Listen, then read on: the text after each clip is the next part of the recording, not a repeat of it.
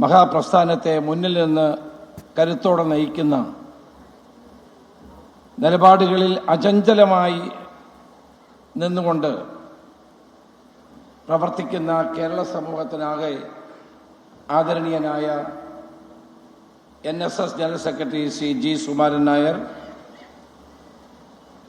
യോഗത്തിന്റെ അധ്യക്ഷൻ, NSSന്റെ സമാരാധ്യനായ അധ്യക്ഷൻ ഡോക്ടർ M ശശികുമാർ, അനുസ്മരണ പ്രഭാഷണം നടത്തുന്ന പ്രിയങ്കരനായ Kottayam MP Shri Francis George, കൃതജ്ഞത രേഖപ്പെടുത്തുന്ന NSS ട്രഷറർ NV അയ്യപ്പൻപിള്ള, സംസ്ഥാന ട്രാൻസ്പോർട്ട് വകുപ്പ് മന്ത്രി ഡയറക്ടർ ബോർഡ് അംഗം കൂടിയായ Shri KB Ganesh Kumar, vice president Sangeeth Kumar, Shri Harikumar Koyikkal, വേദിയിൽ സന്നിഹിതരായിരിക്കുന്ന നായകസഭയിലെ അംഗങ്ങളെ, പ്രിയപ്പെട്ട സഹോദരി സഹോദരന്മാരെ, സുഹൃത്തുക്കളെ, തികഞ്ഞ അഭിമാനബോധത്തോടെയാണ് 148ാമത് മന്നം ജയന്തി ആഘോഷ പരിപാടികളിൽ നിങ്ങളോടൊപ്പം ഞാനും പങ്കെടുക്കുന്നത്. ഞാനിതെൻ്റെ ജീവിതത്തിലെ ഒരു സൗഭാഗ്യമായി കാണാൻ ആഗ്രഹിക്കുന്ന ഒരു കാര്യമാണ്. മഹാന്മാരായ നിരവധി വ്യക്തികൾ, രാജീവ് ഗാന്ധി മുതൽ ഡോക്ടർ S രാധാകൃഷ്ണൻ ഉൾപ്പെടെ മുൻ രാഷ്ട്രപതിയായ KR നാരായണനും ശ്രീ K കരുണാകരനും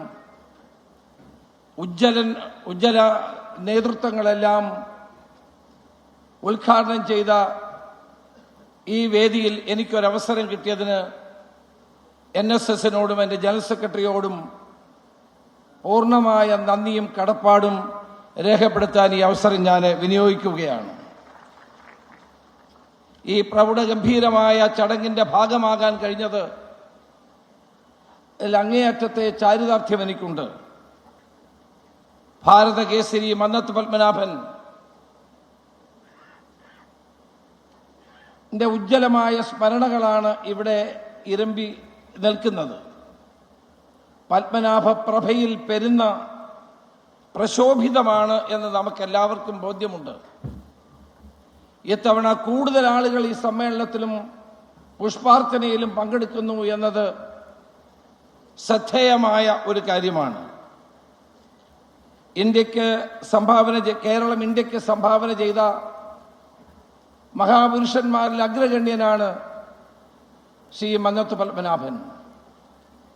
കാലവും ചരിത്രവും അദ്ദേഹത്തെ ഏറ്റവും സമാദരണീയനായ വ്യക്തിത്വമായി എന്നും ഉയർത്തിക്കാട്ടുന്നു എന്നത് പ്രത്യേക ശ്രദ്ധേയമായ ഒരു കാര്യമാണ്. മാമൂലികളിലും അന്ധവിശ്വാസങ്ങളിലും തളച്ചിട്ട ഒരു സമൂഹത്തെ പുരോഗതിയുടെ പാതയിലേക്ക് എത്തിക്കാനും നവോത്ഥാനത്തിന്റെ പാതയിലൂടെ മുന്നോട്ട് കൊണ്ടുപോകാനും നേതൃത്വം കൊടുത്ത വ്യക്തിയാണ് ശ്രീ മന്നത്ത് പത്മനാഭൻ. അത് കേരള സമൂഹത്തിന് ഒരു പുതിയ വെളിച്ചം നൽകുന്നതായിരുന്നു. അന്ധവിശ്വാസങ്ങളും അനാചാരങ്ങളിലും ആണ്ടുകിടന്ന നായർ സമൂഹത്തെ പുരോഗതിയിലേക്ക് നയിക്കുക മാത്രമല്ല അദ്ദേഹം ചെയ്തത്, കേരളത്തിലാകമാനം പുരോഗതിയുടെ വഴികൾ കാട്ടിക്കൊടുക്കാനും ശ്രമിച്ചു എന്നത് ഒരു വസ്തുതയാണ്. മന്നത്ത് പത്മനാഭൻ എന്ന മഹാമേരു ഇവിടെ ഇല്ലായിരുന്നെങ്കിൽ എന്ന് ഒരു നിമിഷം നമ്മൾ ഓർത്തു നോക്കുക. അപ്പോഴാണ് ആ മനുഷ്യൻ എന്തെല്ലാമായിരുന്നു എന്ന്, നമുക്കായി എന്തെല്ലാം ചെയ്തുവെന്ന് നമുക്ക് ബോധ്യപ്പെടുന്നത്. ചരിത്രത്തിന്റെ തങ്കത്താളുകളിൽ ശ്രീ മന്നത്ത് പത്മനാഭൻ നൽകിയ കാര്യങ്ങൾ, ഈ സമൂഹത്തിന് വേണ്ടി ചെയ്ത കാര്യങ്ങൾ വ്യക്തമായി തന്നെ എഴുതപ്പെട്ടിട്ടുള്ള ഒന്ന് തന്നെയാണ്.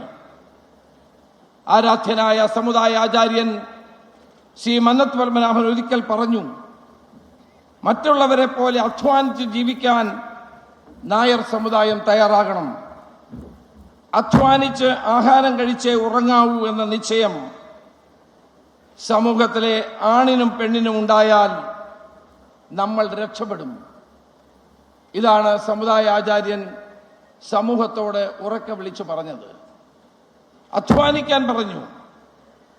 മറ്റുള്ളവരെ പോലെ അധ്വാനിച്ച് ജീവിക്കാനും അതോടൊപ്പം തന്നെ ആണും പെണ്ണും ഒരുപോലെ അധ്വാനിച്ച് ജീവിക്കാനുമാണ് നമ്മളെ അദ്ദേഹം പഠിപ്പിച്ചത്.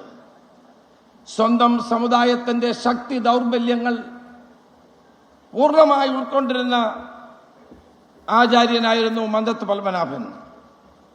ഒരുപക്ഷെ സ്വന്തം സമുദായത്തിന്റെ ശക്തി ദൗർബല്യങ്ങൾ ഇത്രയും ആഴത്തിൽ മനസ്സിലാക്കിയ മറ്റൊരു വ്യക്തിയെ നമുക്ക് കാണാൻ സാധ്യമല്ല. മാറ്റം ഓരോ വ്യക്തിയിലും കുടുംബത്തിലും ഉണ്ടാകണമെന്ന് അദ്ദേഹം ആഗ്രഹിച്ചു. ഓരോ വ്യക്തിയുടെയും പുരോഗതിയിലൂടെ മാത്രമേ സമുദായത്തിനും സമൂഹത്തിനും പുരോഗതി ഉണ്ടാകൂ എന്ന് ശരിയായ നിലയിൽ വിലയിരുത്തിയ വ്യക്തിയാണ് ശ്രീ മന്നത്ത് പത്മനാഭൻ. മന്നത്തെ മന്നം എന്നല്ല ശീഘ്രം എന്നാണ് വിളിക്കേണ്ടതെന്ന് അദ്ദേഹത്തിന്റെ കർമ്മകുശലത കണ്ടുകൊണ്ട് പ്രമുഖ അഭിഭാഷകനായിരുന്ന മള്ളൂർ ഗോവിന്ദപിള്ള നർമ്മം കലർത്തി പറഞ്ഞത് ഞാനിവിടെ ഉദ്ധരിക്കാൻ ആഗ്രഹിക്കുന്ന ഒരു കാര്യമാണ്.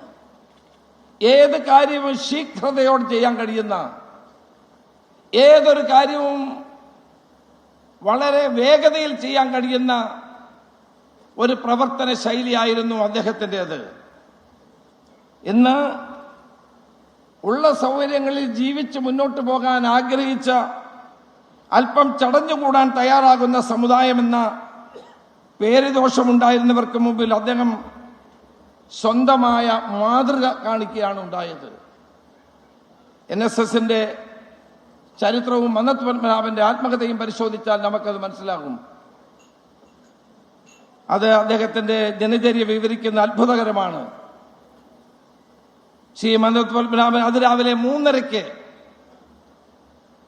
എഴുന്നേൽക്കും. ഒന്ന് ഓർത്തു നോക്കാം, 3:30 മണിക്ക് ഉണരും. പിന്നെ കുളിക്കാൻ പോകുന്നത് വരെ ഉള്ള സമയം കത്തുകൾക്ക് മറുപടി എഴുതുകയാണ്. തലേ ദിവസം തപാലിലൂടെ വന്നിരുന്ന പത്രമാധ്യമങ്ങൾ മുഴുവൻ വായിച്ചു തീർക്കും. കുളി കഴിഞ്ഞാൽ പെരുന്ന സുബ്രഹ്മണ്യ സ്വാമി ക്ഷേത്രത്തിൽ ദർശനം നടത്തും. 6 പ്രാതലിന് മുമ്പ് ഇതെല്ലാം നടക്കും. വൃത്തി ഏറ്റവും നിർബന്ധമുള്ളൊരു കാര്യമായിരുന്നു. ശുചിത്വത്തിന് ഏറ്റവും വലിയ പ്രാധാന്യം അദ്ദേഹം കൊടുത്തിരുന്നു. സമൂഹത്തിന്റെ വിശുദ്ധിയും വ്യക്തിപരമായ ശുദ്ധിയും പ്രത്യേകം കാത്തു സൂക്ഷിക്കാൻ അദ്ദേഹം ബദ്ധസ്ഥനായിരുന്നു എന്നുള്ളത് നമുക്കവിടെ കാണാൻ കഴിയും.